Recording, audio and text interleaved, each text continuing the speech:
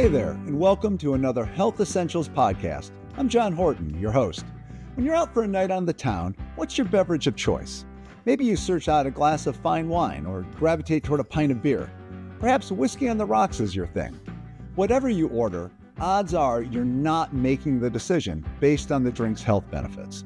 There's little to no nutritional value in alcohol after all, and we know it can cause a literal headache if consumed in excess. But there are drink choices that are better than others when it comes to calories, sugar, and how you feel the next morning. That's why we asked registered dietitian Julia Zumpano to pull up a bar stool and chat with us today. She is one of the many experts at Cleveland Clinic who pop into our weekly podcast to help us make healthier choices. So with that in mind, let's head off to happy hour.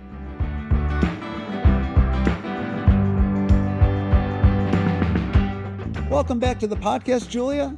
Thanks for stopping by to hang out with us. Thank you for having me. So given today's topic, let's start with getting in a drink order for when we're off the clock later. I'm a fan of craft beer, so give me a pour of a rich stout to kind of sip and savor. How about you? I'm personally a fan of something very simple like a gin and tonic or a vodka soda. We will get those orders in and have it at the appropriate time. I guess when we clock out. So before we start talking about kind of what alcoholic drinks may be healthier, I feel like we should emphasize that alcohol in general is not exactly a healthy choice. And in fact, I saw where earlier this year, the World Health Organization published a statement saying that there is actually no amount of alcohol consumption that is safe to drink. That's definitely the case, John. But, as we know, alcohol consumption is a part of our culture. From happy hours, tailgating, cocktail parties, although it can be fun, we know that there are no real health benefits to drinking alcohol. And not to mention, there are adverse effects on your liver, heart, brain, and gut. So, alcohol can also lead to alcohol dependency. So in a nutshell, moderation is key. Well, and that's always a good point to drive home. And as you said, it's pretty clear that people are going to partake from time to time. And we know that they do. So let's look at our options. I guess to start, it seems like red wine often gets branded as being healthier. Is there any truth to that? Well, certainly there are some benefits to drinking red wine. Red wine is high in polyphenols, specifically flavonoids, which are a type of antioxidants that help protect our cells from damage. Alcohol in general has also been shown to increase good cholesterol and reduce the oxidation of LDL and bad cholesterol. And we know alcohol can also relax blood vessels. So red wine certainly falls into the category, and it's one of the most studied forms of alcohol, just given that it is consumed worldwide. Well, I remember talking with a cardiologist for an article a while back, and red wine always gets labeled as heart healthy. And they were very emphatic that you should not start drinking red wine to help your heart. It's not the way to go. Absolutely. There are so many other foods that provide these polyphenols like teas and berries and nuts, all of these really rich whole foods that don't contain alcohol that contain more of these antioxidant benefits than wine does.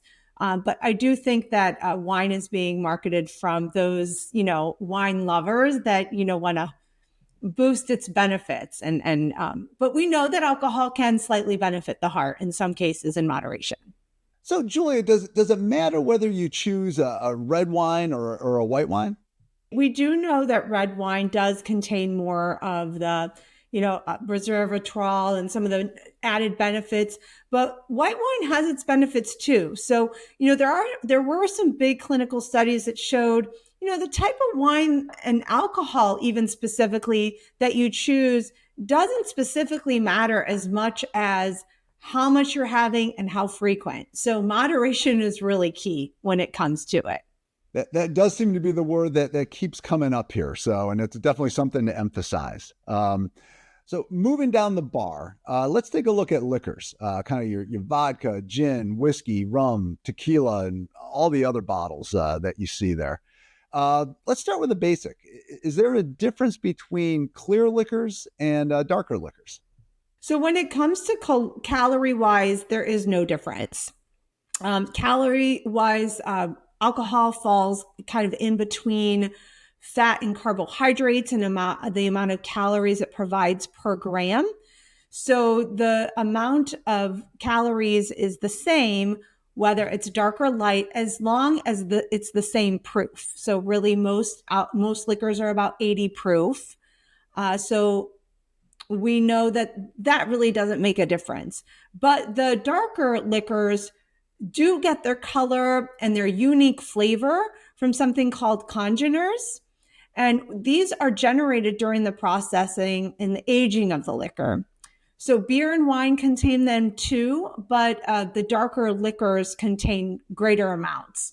And, this won't necessarily lead you to get more intoxicated, but it may lead you to have a more aggressive hangover. Oh, that's something we all want to avoid. That's for sure. Definitely. Well, I'm also guessing then that your choice of mixers, when you are using liquors, that can make a difference when it comes to kind of healthiness and calories and sugars and all of that stuff. Absolutely. We know that those mixed drinks can really pack on a lot of calories. Cocktails, mixed drinks really contain the most amount of calories in all forms of alcohol, really. So, keeping it very, very simple. If you can, have the liquor on the rocks or with just a splash of lemon or lime, some soda water, and maybe a splash of fresh juice, really keeping it on a minimum of what you add can really minimize the caloric intake and can really help slow you down. Some of those tropical, frozen drinks taste great and they're really easy to overconsume. So, really keeping it simple will really help you minimize your intake and really help slow you down. So don't always go for the umbrella drinks. You're gonna get a lot of extra in there that you might not be looking for. Absolutely. I mean, one time a year when you're on vacation, you're sitting next to a pool, it's okay to have one of those here and there. But if you are more of a routine drinker, you really want to consider what you're drinking, how much you're drinking, and how that's affecting your body and your overall caloric intake. Well, now let's talk beer, which is my favorite. I'm crossing my fingers here. Are there any redeeming qualities to a good brew? I mean, I'm banking on the fact that they're made with grains, that it might be okay. Sure. So, all alcohol has slight benefits here and there. Alcohol often is studied as a general term, not as specified. So most studies are done in alcohol as a general, but beer can provide some nutritional benefits. But really that shouldn't be the reason you drink beer at all. You should be getting your nutrition through food.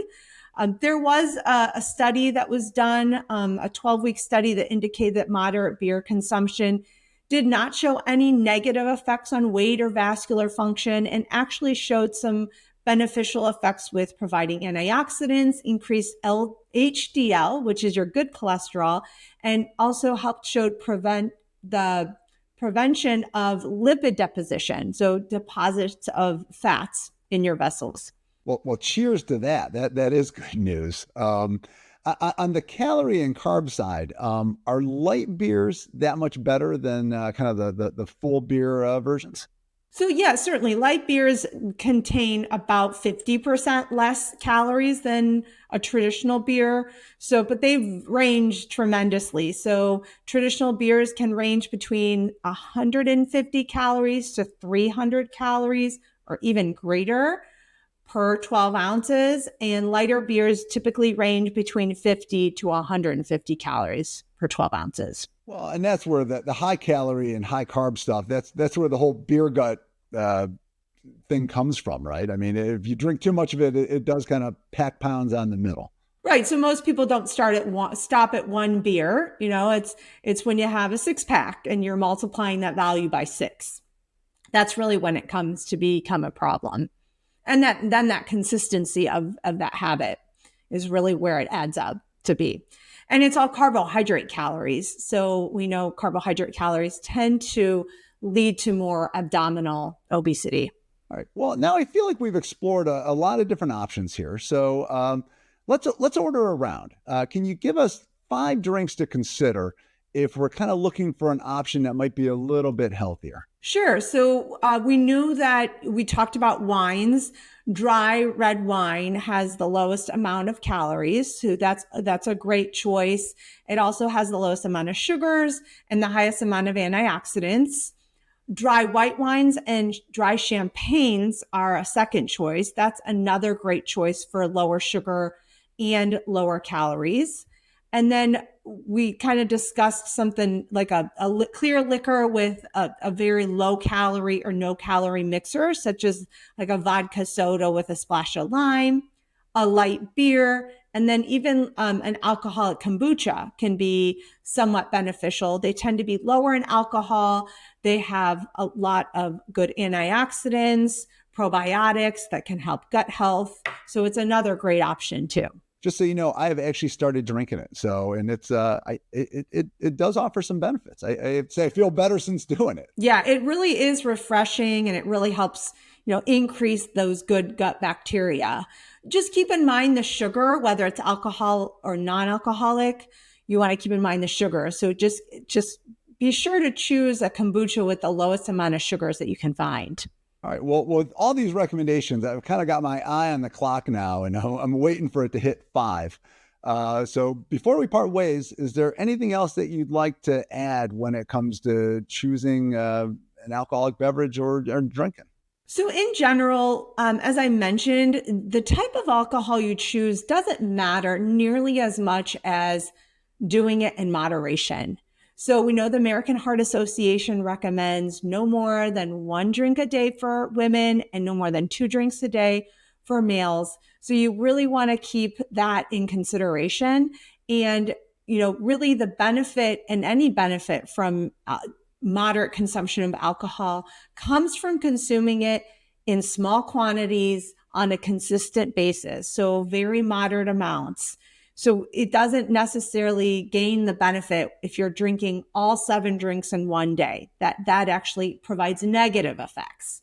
So whatever your drink of choice might be, enjoy it in moderation and really, try to keep in mind how much sugar you're consuming and how many extra calories you're consuming, and really try to boost up the remainder of your diet to provide good nutrition as well. Right. And I think here, and I have it in my notes here to kind of emphasize when you're looking at drinks, you want to make sure you stay with a serving size. And I think that's 12 ounces if it's a beer, 5 ounces of wine, and 1.5 ounces if it's a distilled spirit. Does that sound right? That's exactly correct. That would be considered 1 serving of alcohol. Absolutely. So you really want to keep that in mind when you're pouring those drinks. You want to be very aware of what a serving is. Well, moderation has been our theme throughout this. So I think that's a perfect spot to end on. Thanks again for joining us, and look forward to having you back. Thanks again for having me. The next time you're looking to enjoy an adult beverage, consider some of Julia's tips to get, a healthier pour. Cheers, and until next time, be well.